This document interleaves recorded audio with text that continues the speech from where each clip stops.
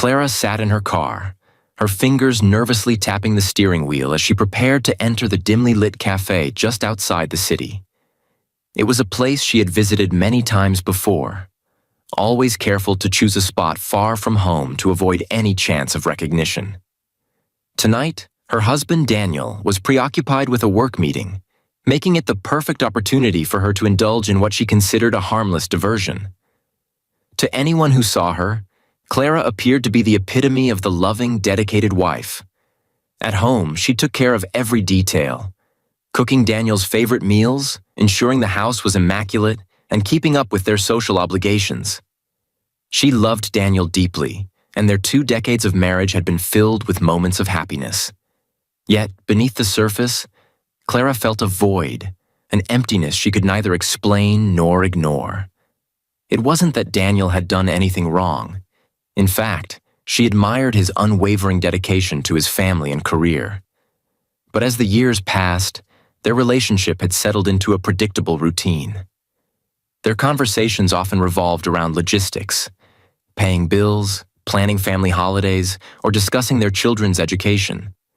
The spark that once defined their early years had faded, and though Daniel seemed content, Clara yearned for something more. Clara had rationalized her actions with rules she followed religiously. First, she would never meet the same person twice. Emotional attachment was a line she refused to cross. Second, whatever she did outside their marriage was strictly physical. She reserved her love and loyalty for Daniel alone. Lastly, she made sure to never let her excursions interfere with her responsibilities at home. She would drop everything if Daniel needed her, ensuring he never suspected a thing. Her methods were meticulous. She used library computers to browse classified ads, replying only to those that seemed safe and discreet. Clara had never posted an ad herself, as she found it too risky. Every interaction was carefully planned, from the fake email address she used to the cafe she chose for meetings. Yet despite her precautions, there was always a lingering sense of fear. As Clara sat in her car that evening, she couldn't shake the unease creeping over her. The thought of being discovered was terrifying, not because of what it might mean for her reputation, but because of what it would do to Daniel. She couldn't bear the thought of him finding out and realizing that the woman he adored had betrayed him in such a way. For all her justifications, Clara knew her actions were selfish. In her mind, she framed these encounters as a means of preserving her marriage rather than destroying it. She told herself that by seeking excitement elsewhere, she was able to return home more fulfilled, ready to devote herself fully to Daniel. This narrative comforted her, even if deep down she knew it was flawed. Daniel, meanwhile, remained blissfully unaware of Clara's double life. At the office, he was a pillar of stability, mentoring younger employees like Ethan, who often sought his advice. Daniel loved sharing stories about Clara, from the early days of their courtship to the life they had built together. He considered himself fortunate to have found someone as loyal and supportive as her, unaware of the secrets she was keeping. For Clara, the facade was becoming increasingly difficult to maintain. Every time she slipped away, the weight of guilt grew heavier, and the fear of discovery loomed larger. Yet, she convinced herself that she could keep her world separate, that her actions would never catch up with her. As she stepped out of her car and walked toward the cafe, Clara took a deep breath, forcing a smile onto her face. Tonight would be no different than the others, she told herself. Just one more meeting, one more escape from the monotony of her life. She had no idea that this night would set off a chain of events that would shatter everything she had worked so hard to protect. Daniel glanced at his watch as he parked his Mustang outside the casual restaurant Ethan had chosen for his date. Ethan had begged him to come along for moral support, promising that Daniel could sit discreetly in the background while the younger man navigated the nerve-wracking waters of meeting someone new. Daniel, always willing to lend a hand, had agreed, though he didn't quite understand the complexities of modern dating apps or the anxieties they seemed to bring. Sitting at the bar with a cold beer in hand, Daniel scanned the room casually, feeling more like a supportive older brother than a mentor tonight. He spotted Ethan across the room at a small corner table, his posture rigid as he waited for his date to arrive. Daniel suppressed a grin. Ethan reminded him of his younger self. Hopeful, a bit nervous, and brimming with optimism about life's possibilities. The door chimed, and Daniel glanced toward the entrance, expecting to see Ethan's mystery woman. His smile froze. There, standing at the door in a fitted blue dress and heels that he recognized all too well, was Clara. Daniel's breath caught in his throat as the truth slammed into him like a freight train. His wife. His Clara. The woman who had shared his bed, his life, and his dreams for the past 20 years. Here, in a place she shouldn't be, looking around with the same nervous anticipation he'd seen in Ethan just moments ago. He didn't want to believe it. His mind scrambled for logical explanations. Perhaps she was meeting a friend? A work colleague? But as he watched her scan the room, her gaze settling on Ethan's table, every denial crumbled. Clara's smile widened, and she walked over to Ethan, leaning in to greet him with a familiarity that confirmed the worst. Daniel's heart pounded as he struggled to maintain his composure. His first instinct was to confront her, to demand answers right then and there. But something held him back, a mix of shock, disbelief, and an overwhelming sense of humiliation. He couldn't make a scene, not here, not now. Instead, he sat frozen, watching the scene unfold like a surreal nightmare. Ethan, completely unaware of Clara's true identity, was clearly smitten. The two exchanged pleasantries, their voices blending with the ambient hum of the restaurant. Clara laughed at something Ethan said, a laugh Daniel hadn't heard in years. It felt like an eternity, though it couldn't have been more than a few minutes, before Ethan pulled out his phone and sent Daniel a message. "She's older than I expected, but she seems really nice. Should I stay?" Daniel stared at the screen, his vision blurring as tears threatened to spill. He took a deep breath, his hands shaking as he typed back, "Yes. Have a conversation. Gain confidence. I'll stay for a bit longer." He needed time to think. The betrayal was a knife twisting in his chest, but he couldn't let Ethan become collateral damage in this nightmare. He watched as the pair continued to talk, his emotions swinging between rage, despair, and a deep, aching sorrow. When Clara excused herself to the restroom, Daniel seized the opportunity to leave.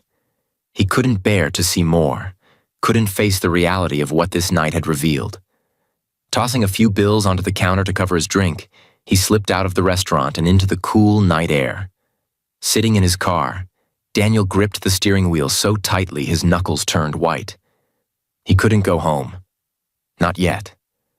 The thought of seeing Clara, of pretending everything was normal, made him feel physically ill.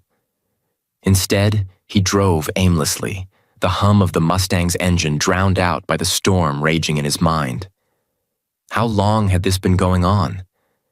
How many nights had she slipped away under the guise of errands or book club meetings? And why?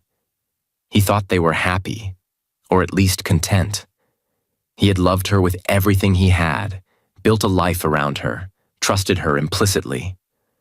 By the time Daniel returned home, the house was dark and silent. Clara's car was in the driveway, a mocking reminder of her dual life. He sat in his car for a long time, staring at the house, before finally summoning the courage to go inside. As he lay in bed that night, feigning sleep when Clara joined him, Daniel's mind churned with questions. He needed answers. But more than that, he needed time to process what he had seen. Confronting her now would only lead to chaos. He needed a plan, a way to uncover the truth and decide what came next. Little did Clara know, the carefully constructed world she had built was about to come crashing down. Daniel woke the next morning feeling like a stranger in his own home. The woman who had always been his source of comfort, his partner in all things, now felt like a stranger lying beside him. Clara, oblivious to his sleepless night, moved through her morning routine with the same practiced ease as always. She hummed softly as she brewed coffee, packed lunches, and straightened the throw pillows on the couch. To Daniel, It all felt like a cruel parody of the life they had shared for 20 years. As Clara leaned in to kiss him goodbye before heading out, Daniel forced himself to smile. It was a hollow, mechanical gesture, one that felt foreign to his face. Once she left, he slumped into a chair at the dining table, his mind racing with thoughts he couldn't escape. How had they come to this? He had always believed their marriage was strong, built on a foundation of trust and mutual respect. Sure, the passion of their younger years had faded into something quieter, more stable. But wasn't that normal after 2 decades together? He had never doubted her love, never questioned her loyalty. Now those certainties were shattered. For hours, Daniel sat in silence, replaying the events of the previous night in his mind. The sight of Clara walking into that restaurant, her smile lighting up for someone else, was a memory he couldn't shake. He thought about the way she had laughed at Ethan's jokes, the way she leaned forward with interest. It was a version of Clara he hadn't seen in years, a vibrant, carefree woman, unburdened by the responsibilities of their shared life. The worst part was the questions that haunted him. How long had this been going on? Was it just Ethan? Or had there been others? Did she feel anything for these men? Or was it purely physical? And most painfully of all, did she still love him? Daniel wanted answers, but he didn't know how to get them without confronting Clara outright. The thought of sitting her down and asking her why she had done this filled him with dread. What if she denied it? Worse, what if she admitted everything without remorse? As the hours passed, Daniel realized he couldn't keep this to himself. He needed someone to talk to, someone who could help him make sense of the chaos in his mind. His thoughts turned to Sophia, his assistant at work.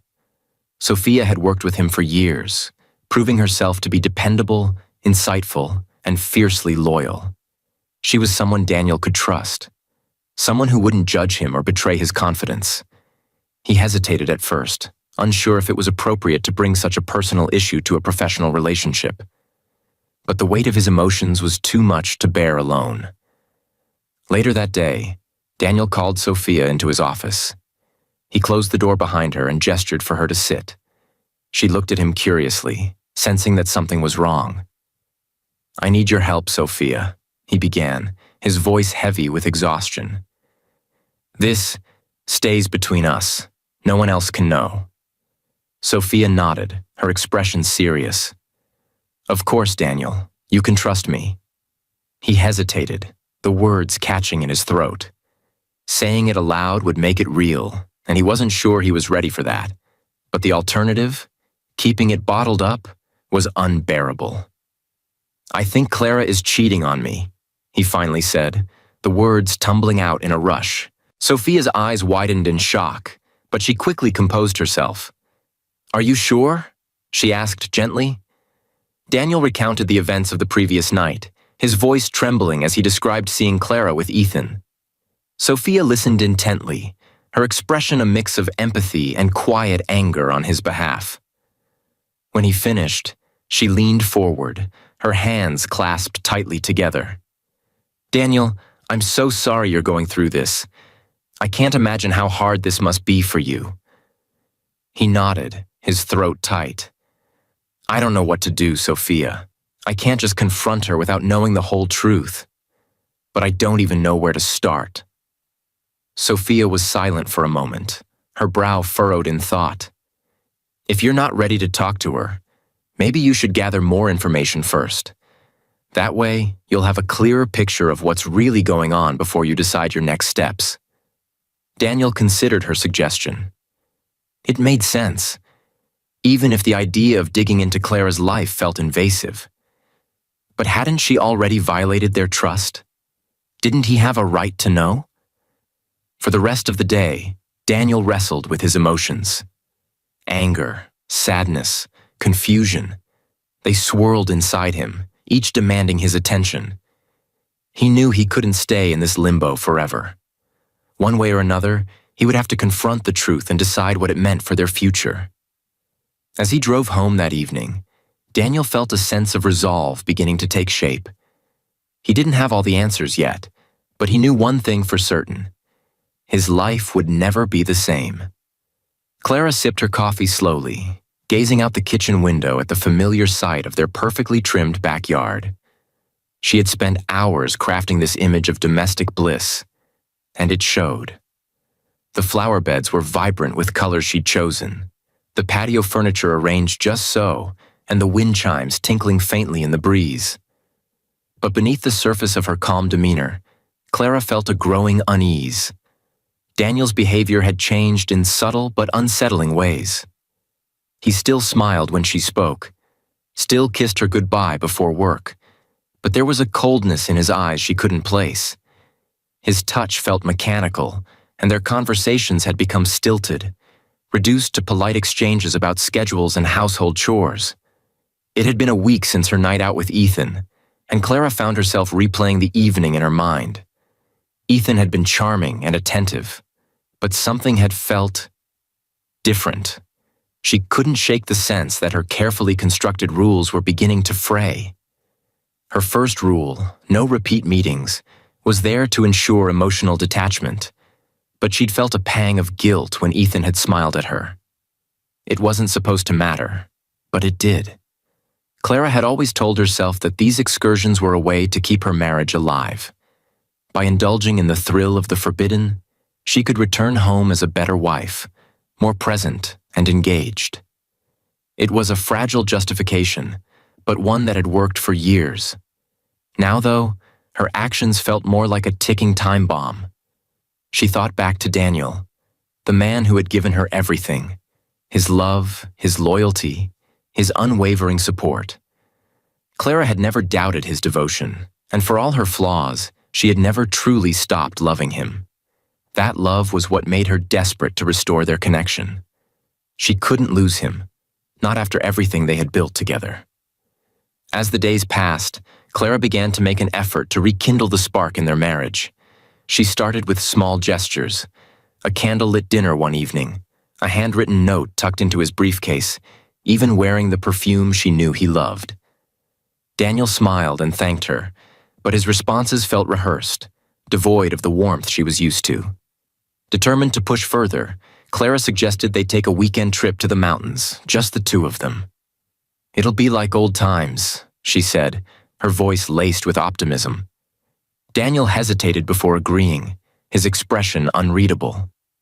On the drive to the cabin, Clara did most of the talking, filling the silence with memories of their early years together.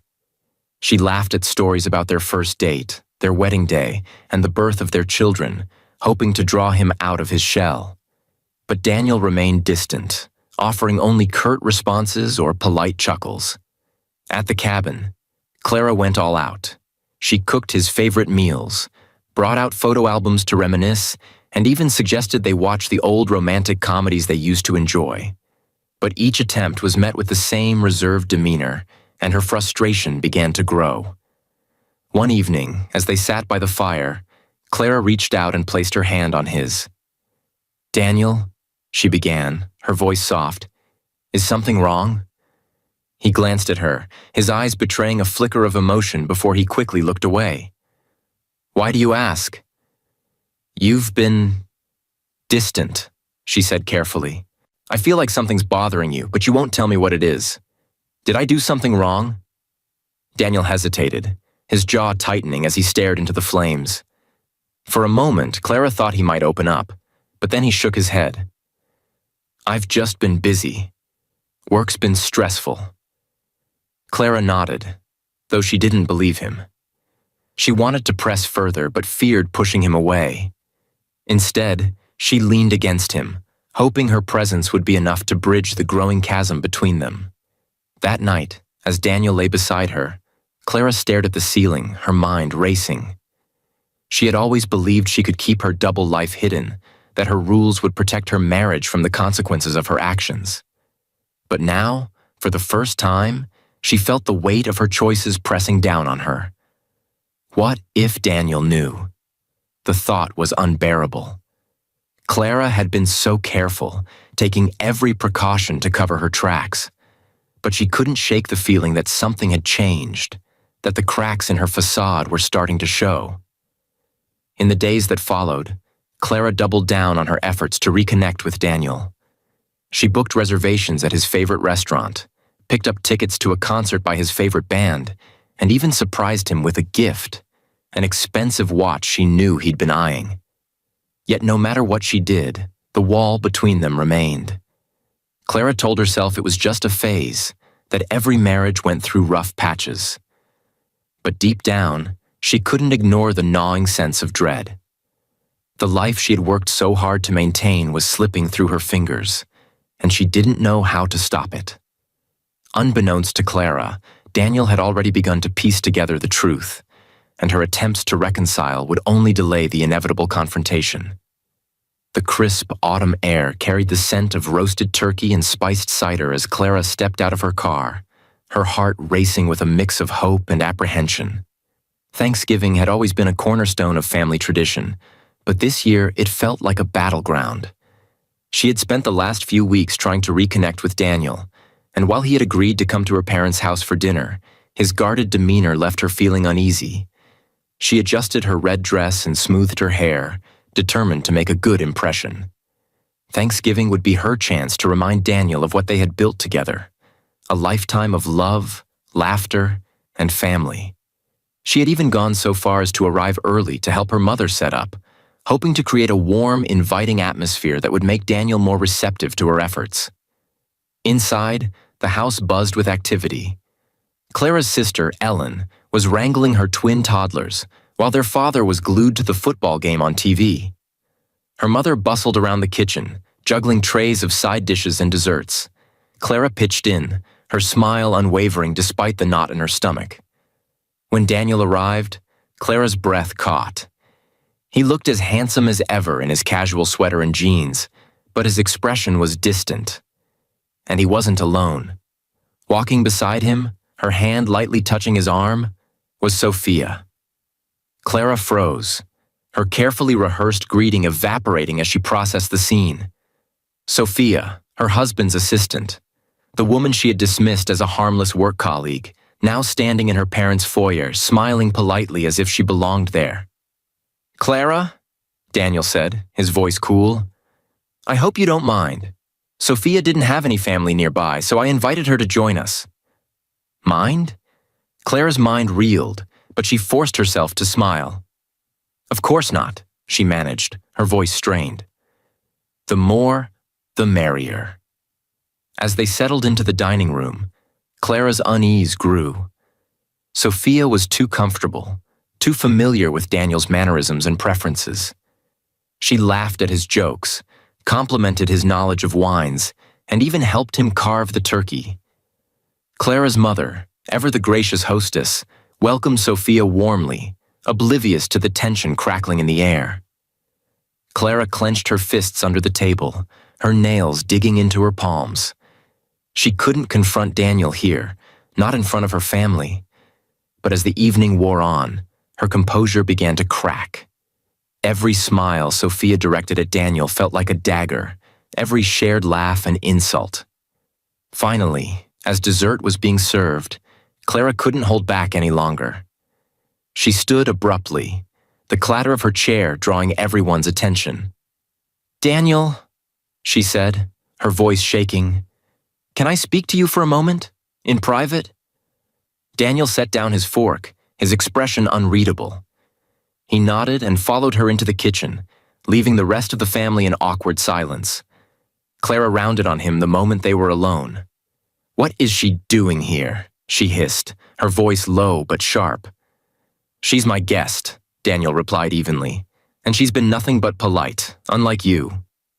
Clara's anger flared. "Don't turn this on me, Daniel. You're the one who brought another woman to Thanksgiving dinner. Do you have any idea how humiliating that is?" Daniel's eyes narrowed. "Humiliating? You want to talk about humiliation, Clara? Let's talk about last month. Let's talk about the restaurant where I saw you with Ethan." Clara's heart dropped. "What are you talking about?" she asked, feigning confusion, but the tremor in her voice gave her away. "I know, Clara," Daniel said, his voice cold. I know everything about Ethan, about the other men, about the lies. I've kept quiet for the sake of our family, but don't you dare try to play the victim here." Clara's breath hitched. She opened her mouth to respond, but no words came. The weight of Daniel's accusations, and the truth behind them, left her stunned. Daniel leaned closer, his voice low but firm. "You've had your fun, Clara, but it's over now. I'm done." Before she could respond, the sound of breaking glass shattered the tense silence. They rushed back into the dining room to find chaos unfolding. Ellen's toddlers had knocked over a wine glass, startling Sophia, who had accidentally dropped the pie she was holding. Clara's father was yelling at the TV, oblivious to the commotion, while her mother frantically tried to clean up the mess. Amidst the chaos, Clara caught Sophia's gaze. There was no smugness, no triumph, just quiet confidence. It was a look that said Sophia wasn't going anywhere. As the evening wore on, Clara felt herself unraveling. Daniel's declaration replayed in her mind, his words cutting deeper with each repetition. She had thought she could control the situation, thought she could salvage their marriage. But it was clear now that Daniel was slipping away, and Sophia was there to catch him. By the time the guests began to leave, Clara was barely holding herself together. She watched as Daniel helped Sophia into her coat, his hand lingering on her back. Her family exchanged awkward goodbyes, clearly unsure of how to address the tension in the room. When the door finally closed behind them, Clara collapsed into a chair, her mind racing. She had underestimated Daniel, underestimated how much he knew, and how far he was willing to go to reclaim his dignity. And for the first time, she realized she might not win him back. The days following Thanksgiving were a blur for Clara. The confrontation with Daniel replayed endlessly in her mind, his cold, piercing words cutting deeper with every recollection. She hadn't slept well since that night, her dreams haunted by the image of him walking out of her life with Sophia at his side. Every quiet moment was a battle against the creeping realization that she had lost control of everything she held dear. Clara clung to the belief that she could still fix things. She had made mistakes, yes, but hadn't they built a marriage strong enough to weather this storm? For 2 decades, she had been Daniel's partner, his confidant, the woman who had stood by him through life's ups and downs. Surely that counted for something. She made every effort to reach him. She called his phone repeatedly, leaving messages that ranged from apologetic to desperate. She sent emails, pleading for a chance to explain, to make things right. But Daniel remained silent. The house, once filled with their shared laughter and routines, was now a hollow shell. His absence was a constant, suffocating reminder of what she had lost. When Daniel finally responded, it wasn't with the words Clara had hoped for. Instead, she received a neatly typed letter from his lawyer, outlining the terms of their separation. The letter was clinical, devoid of any trace of the man who had once loved her so fiercely. It demanded an equitable division of their assets and made it clear that Daniel intended to move forward with divorce proceedings. Clara stared at the letter, her hands trembling. This wasn't how things were supposed to end. She had always thought their marriage was unshakable, a fortress built on years of shared history. But now, that fortress was crumbling, and she had no one to blame but herself. Determined not to go down without a fight, Clara hired her own lawyer. She instructed him to contest the divorce, to drag out the proceedings for as long as possible. If she couldn't have Daniel back, she would at least ensure that he couldn't leave her without a cost. The legal battle quickly became a war of attrition. Clara's demands grew increasingly unreasonable. More than half of their shared assets, spousal support that bordered on punitive. She insisted on keeping the house, the car, and even their vacation property. It wasn't about the money. It was about control. She needed to feel like she still had some power in a situation that had spiraled beyond her grasp. But Clara underestimated Daniel's resolve. He met each of her demands with calm determination, refusing to let her manipulate him. The man who had once been her anchor was now a stranger, cold, distant, and unyielding. Meanwhile, Clara's personal life began to unravel. Word of her infidelity spread among their mutual friends and family, whispered in hushed tones at gatherings she was no longer invited to. Invitations dwindled, and the few people who still spoke to her did so with thinly veiled judgment. Her professional life suffered as well. Clara, who had once been the picture of competence and poise at work, found it increasingly difficult to focus.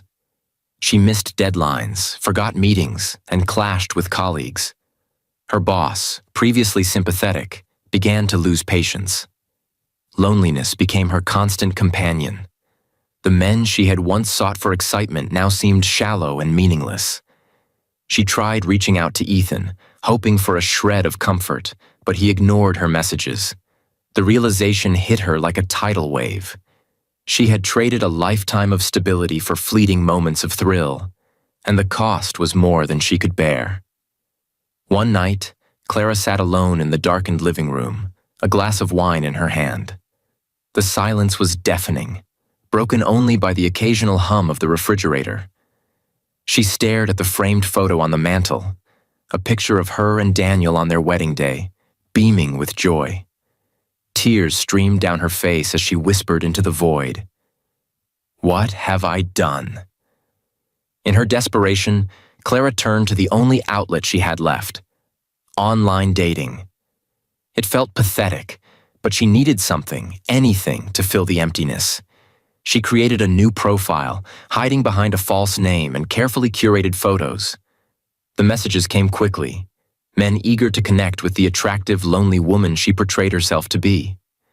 But each interaction left her feeling more hollow.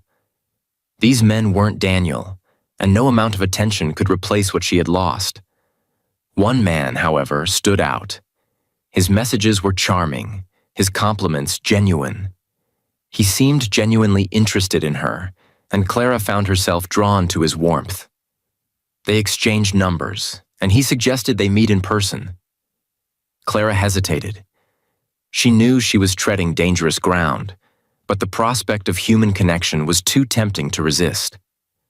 She agreed to meet him at a nearby motel, a neutral, discreet location where she wouldn't risk running into anyone she knew. The meeting, however, would prove to be her final mistake. Clara didn't know that the man she was meeting wasn't who he claimed to be. He had a history of targeting women like her, vulnerable, lonely, and desperate for connection.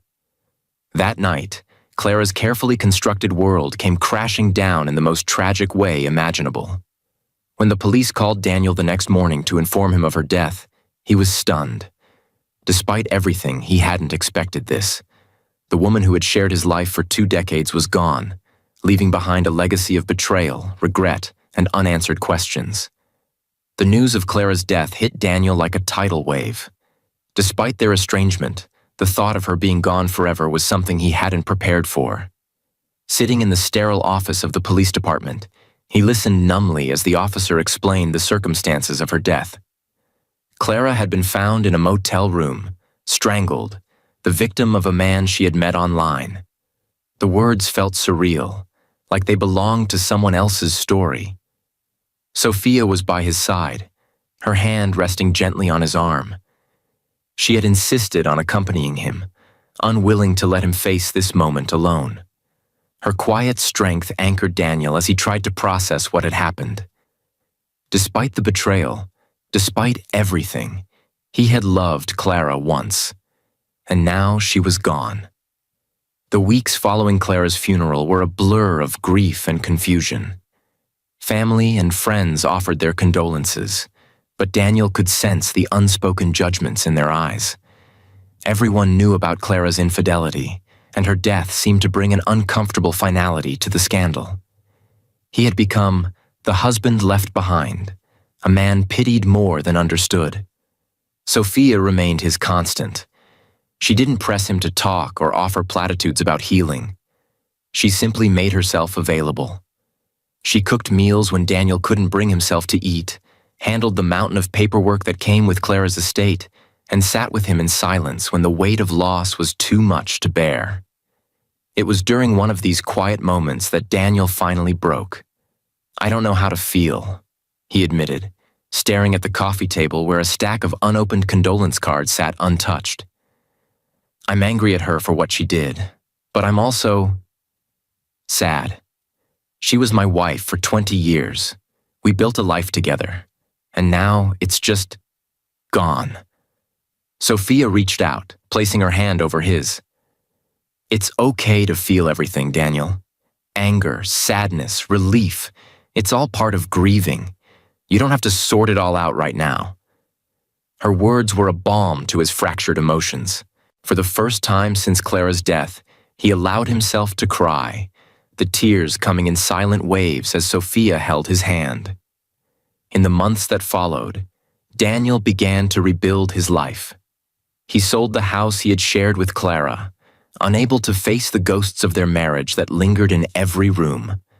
Sophia helped him find a modest, modern apartment closer to the city, a space that felt like a fresh start. Their relationship, once purely professional, began to evolve. It wasn't rushed or forced. Rather, it grew organically out of their shared experiences. Sophia had seen Daniel at his lowest, and her unwavering support had become a lifeline. Slowly, tentatively, they began spending more time together outside of work. Sophia introduced him to her world, art exhibits, jazz clubs, weekend hikes. She coaxed him out of his shell, reminding him that life could still hold joy and possibility. Daniel, in turn, found himself opening up to her in ways he never had before. She was different from Clara in every way, grounded, honest, and unapologetically herself. Their first kiss happened on a quiet evening in Daniel's apartment. They had been watching a movie, laughing at Sophia's witty commentary, when the moment simply happened. It wasn't dramatic or planned, but it felt right. Daniel pulled back, searching her face for any sign of hesitation. Sophia smiled softly, her eyes warm. It's okay, she whispered. You don't have to feel guilty. You deserve this. Those words stayed with Daniel. He had spent so long questioning his worth, his ability to be loved, that he hadn't allowed himself to imagine a future beyond Clara's betrayal. But with Sophia, he began to see that future, not as a replacement for what he had lost, but as a new chapter entirely. By the time the holidays rolled around, Daniel and Sophia were officially a couple. They hosted Thanksgiving dinner in their new apartment, inviting a small group of family and friends. The table was filled with laughter and warmth, a stark contrast to the chaos of the previous year. Daniel's parents, who had been wary of Sophia at first, quickly warmed to her. His father pulled him aside after dinner, clapping a hand on his shoulder. "She's good for you, son," he said simply. As the night wound down, Daniel found himself watching Sophia as she chatted with his sister. She was radiant, her laughter lighting up the room. For the first time in what felt like forever, Daniel felt a sense of peace. Clara's death was a painful chapter in his life, one that would always carry a weight of regret and unanswered questions. But in the months since, Daniel had learned to let go of the anger and guilt that had consumed him. With Sophia, he had found a partner who didn't just support him, but helped him rediscover who he was. As they stood together at the sink, washing the last of the dishes, Sophia leaned her head against his shoulder. "You okay?" she asked, her voice gentle. Daniel smiled, wrapping an arm around her. "Yeah," he said. "For the first time in a long time. I think I am." Daniel's parents had been supportive during his divorce proceedings and the aftermath of Clara's death, but the weight of their disappointment in Clara was palpable. His mother, a traditionalist at heart, had always believed in the sanctity of marriage. "She was flawed, but she didn't deserve that end," she once said quietly to Daniel, a mixture of pity and disdain in her tone. Her relationship with Sophia had begun cautiously, but over time, Sophia's warmth and kindness had won her over. Daniel's sister, Caroline, wasn't as quick to embrace the changes. A staunch defender of Clara in the early years of their marriage, she struggled to reconcile the woman she once adored with the one whose actions had led to such devastation. Over dinner, She couldn't resist subtle barbs about how quickly Daniel had moved on.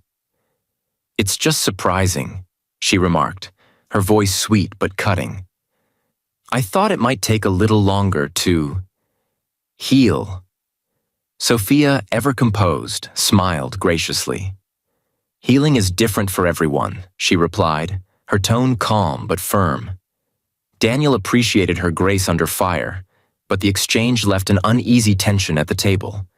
The younger generation brought its own complications. Daniel's daughter, Emily, had initially distanced herself after her parents' separation. The revelation of Clara's infidelity had shaken her, but it wasn't until her mother's death that she began to process the depth of her anger and grief. She hadn't been prepared for Daniel's relationship with Sophia, and though she tried to be polite, her interactions with Sophia were tinged with coldness. At the Thanksgiving dinner, Emily kept her distance, engaging more with her uncle and cousins than her father and Sophia. She watched Sophia with quiet suspicion, her eyes narrowing at the sight of Sophia laughing at one of Daniel's jokes. It wasn't jealousy, but rather a sense of loyalty to her late mother that made it difficult for her to accept someone new in her father's life. Sophia, for her part, never pushed. She gave Emily space, understanding that her acceptance would come in time, if it came at all. "She's grieving too," Sophia had said to Daniel one evening. "You can't rush her process." Daniel nodded, though it pained him to see the distance between himself and his daughter. He made an effort to connect with Emily, asking about her classes, her friends, and her plans for the holidays. Her responses were short but not hostile, a small glimmer of hope that their relationship could be repaired.